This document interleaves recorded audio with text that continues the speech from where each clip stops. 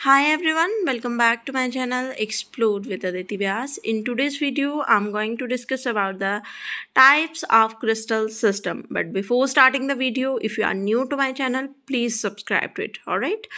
So if we talk about the types of crystal system, we have two types of crystal system. Alright. The first one is primitive unit cell, and this primitive unit cell or simple unit cell is further classified into 7 crystal system, and we are also going to discuss that 7 crystal system in this video.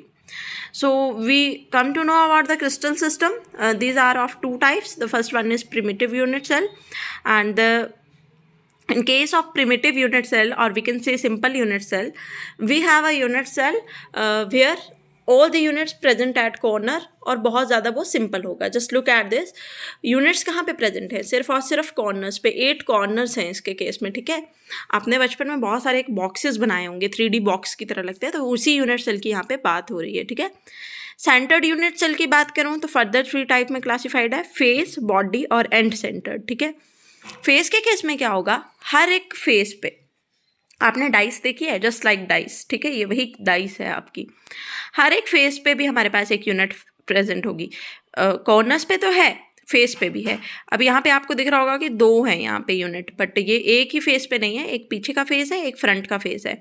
ठीक है sorry. तो इस तरह से आपके पास क्या है, हर एक फेस पे एक एक यूनिट प्रेजेंट है, और 8 + 6 = 14 यूनिट्स हैं आपके पास टोटल. बॉडी सेंटर की बात करें, मतलब पूरे के पूरे यूनिट सेल में सिर्फ एक बॉडी में आपके पास क्या है, यूनिट होगा. तो 8 + 1 = 9. ठीक है. Then end centred unit cell की बात करूं तो मतलब जो हमारे पास क्यूब है या डाइस है, उसके किन्हीं भी 2 ऑपोजिट फेस पे हमारे पास यूनिट होगा. Just look at this. या तो मैं यहाँ पे ले सकती हूँ, या 2 यहाँ पे ले सकती हूँ, या फ्रंट और बैक पे ले सकती हूँ. ठीक है, मतलब 2 यूनिट प्रेजेंट होंगे एंड पे. अब 7 क्रिस्टल सिस्टम पढ़ते हैं कि जो हमारे पास प्रिमिटिव यूनिट सेल या सिंपल यूनिट सेल की हमने बात की, उसको फर्दर हम क्लासिफाइड कर सकते हैं 7 टाइप से. और किस बेस पे हम क्लासिफाइड करेंगे? इनके 3 एजेस ABC और 3 एंगल के बेस पे. So the first one is cubic. Cubic के केस में क्या होगा? सभी लेंथ भी इक्वल होगी ABC की. ठीक है, और एंगल्स भी इक्वल होंगे. टेट्रागोनल के केस में क्या होगा?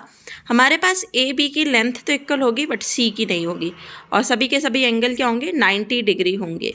ठीक है.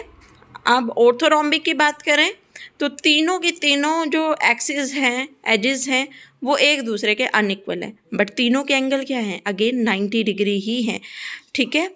मोनोक्लिनिक की बात करें तो अब यहाँ पर क्या है, तीनों के बीच में जो एक्सिस है वो तीनों की लेंथ जो है वो अनइक्वल है, बट इनमें से 2 एंगल जो है 90 डिग्री के बन रहे हैं, और एक एंगल 90 डिग्री का नहीं बन रहा है.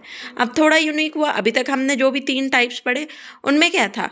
एक में तो लेंथ बिल्कुल इक्वल थी, दूसरे में एक के बराबर नहीं थी, तीसरे में किसी के बराबर नहीं थी, पर एंगल कैसे थे?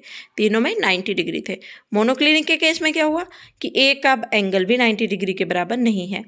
देन हेक्सागोनल पे आएंगे कि A और B की लेंथ तो इक्वल है, C की नहीं है. ठीक है, 2 एंगल 90 डिग्री के हैं. A का हमने डिफाइन कर दिया 120 डिग्री का, कि 90 डिग्री नहीं है. तो देन रोम्बोहेड्रल, जो 3 एक्सिस हैं वो एक दूसरे के इक्वल भी हैं और 90 डिग्री का भी बना रहे हैं हमारे पास एंगल. ठीक है, सॉरी, सेम एंगल है, but the angle is not equal to 90 degree. 90 degree के इक्वल नहीं है. एंगल वैसे सेम ही है, कुछ भी हो सकता है, बट 90 डिग्री नहीं है. ट्राइक्लिनिक के केस में तीनों अनइक्वल हैं एक दूसरे के, और 90 डिग्री भी नहीं है एंगल. ठीक है. So this is all about 7 crystal system. I hope you all understand it. Thank you for watching.